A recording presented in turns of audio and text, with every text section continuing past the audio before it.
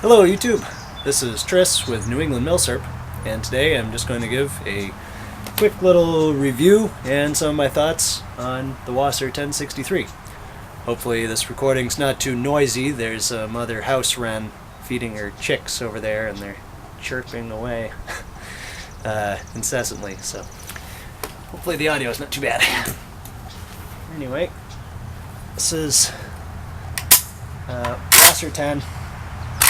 One of the more recent productions, so the sights are a little canted. I don't know if it's going to be visible, but it's otherwise accurate. I had to adjust the irons a little bit new. The reason I have a WASR-10 anyway, beyond that they're cheap and available, is pretty much just because they're cheap and available. I live in Massachusetts, so getting a DDI, AK, or an Arsenal is a little bit trickier because they all have to be mass compliant. No bayonet lug, no folding stock. Yeah, it's just a little more challenging and more of a hassle, but WASR-10s are everywhere. And I went with one of my buddies to a local store, and he's a little more familiar with AKs, so we checked it out, and otherwise everything seemed to function well. And I've seen some of the videos of this gun in action, and it definitely shoots fine. And you know, as long as those rounds are getting where I want them, then I'm not too picky about it. Hasn't given me any issues either.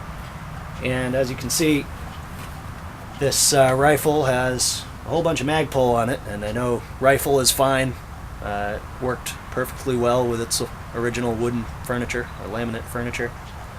But I used to really dislike plastic on rifles, especially military rifles, older rifles.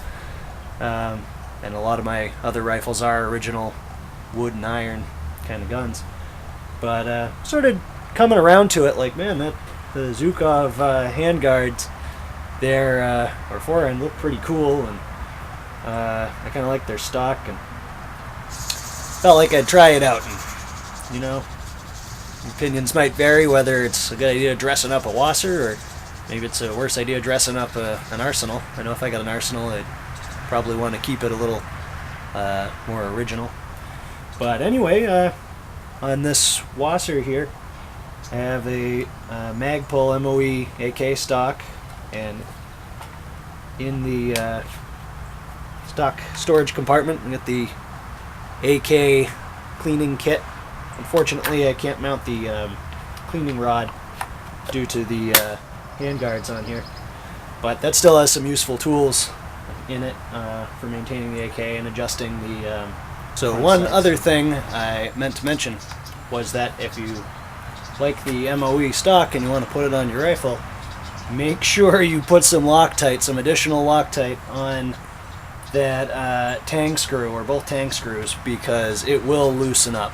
The first time I did it, I did notice it came with a little bit of thread locker already applied, but it wasn't enough. And after firing a couple of magazines through it, I noticed they start to back off, and the gap between the end of the receiver and the stock will start to open up, and you'll feel it loosen. So make sure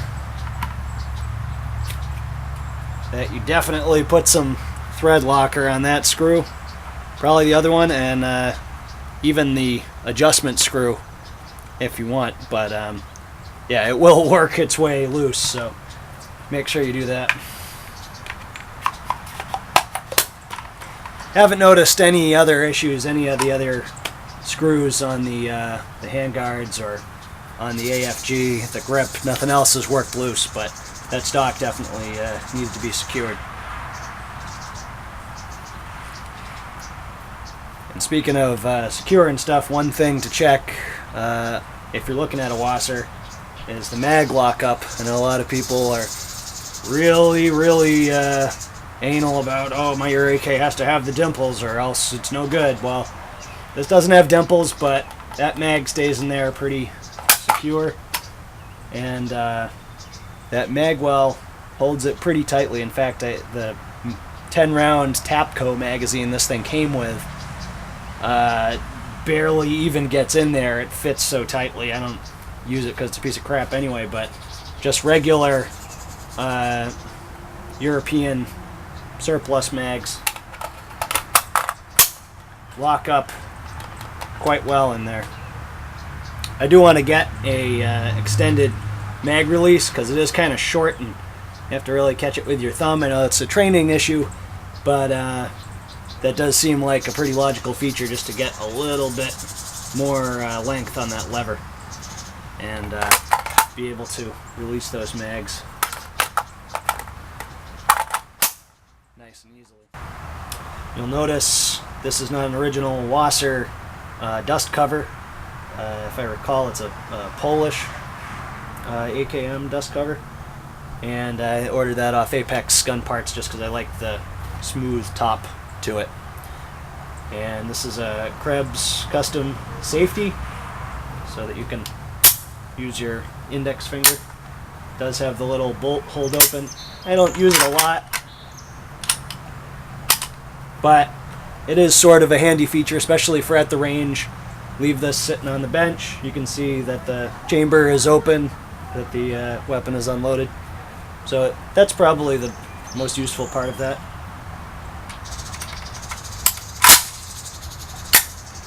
But yeah, otherwise, got Apex Gun Parts Sling Mount here. It's an ambidextrous one.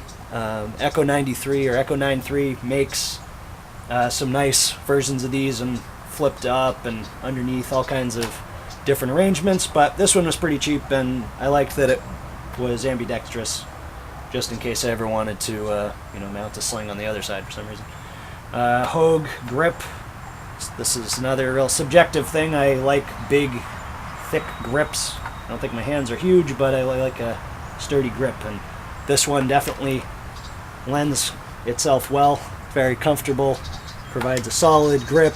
It's pretty hot and humid out here right now, and I'm sweating a little bit, but my hand totally adheres to this with this rich texture, and the finger grooves work really well. The trigger on this WASR is a Tapco G2, which is one of the more recent production WASRs. It came with that already, so I didn't feel the need to upgrade it immediately to one of the other triggers out there. I know there's a few kits around that are pretty good for the price, but a Tapco G2 is also pretty decent. I'm not super picky about triggers, and might not be match grade, but I mean, it's a WASR. Like, it's not really match grade anyway, so it's a nice, crisp enough trigger.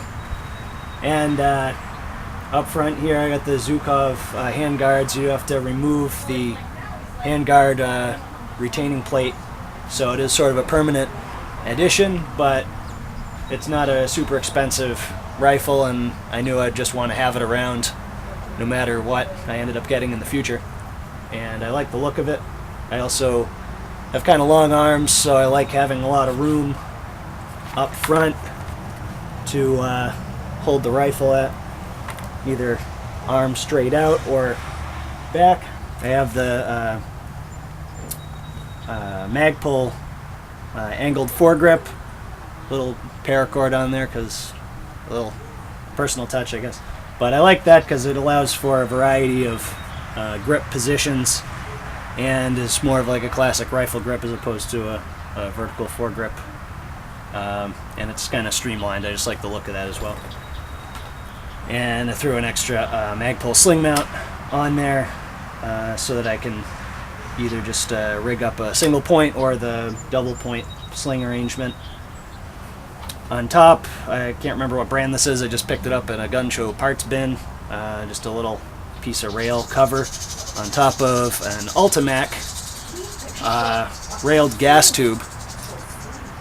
And that's been working great. I really like that. I wanted to put an optic on here, and the optic I have is a Hollow Sun, the HS403A 2 MOA red dot, and that's also been working out really well. Has held zero and has not minded the heat. The Ultimac tube gets pretty hot, but the Hollow Sun doesn't have any problems on there. This is pretty much the same thing as a Primary Arms micro RDS. Cost a little less, I'm pretty sure they're about the same exact sight from the same factory, but you can look into that if you're biased toward one or the other. But I haven't had any problems with it. Works pretty well. And that is kind of a lower 1/3 co-witness with the iron sights. The irons do sit maybe lower 1/4 almost. They're right at the bottom of this, but they're still usable. You can look right through the red dot. I don't know how well that'll come out, but they're still functional like that, and it allows the red dot to sit really low, and I like that. I didn't want to have a big riser on there sticking up and bumping into things. And I usually store all my rifles with a sock over them, so that allows that to just stretch right over. Finally, up on the end, up here is a primary weapon systems Jtac compensator, and that also has done a pretty great job, especially for the price. They're not real expensive. They look pretty cool, and they just divert a bunch of gas right up and keep your muzzle right where it should be. Yeah. Overall thoughts. Definitely took a little getting used to. First AK pattern rifle I've owned and shot, but it's never jammed on me so far, and just shot all the Tula I can put through it. Some other Russian milsurp I've put through it. Yeah, just ate it all right up. Gets a little grungy after a while, but chromeline bore cleans right out. Yeah, definitely very happy with this rifle, and one that I know I'll be able to rely on in any situation, as long as it isn't too far beyond 300 yards. But anyway, just wanted to cover that. And thanks for watching. If you have any questions, feel free to ask them. And this is Tris with New England Milsurp, reminding everyone to always practice safe firearms handling, and enjoy yourselves out there. It's a beautiful afternoon.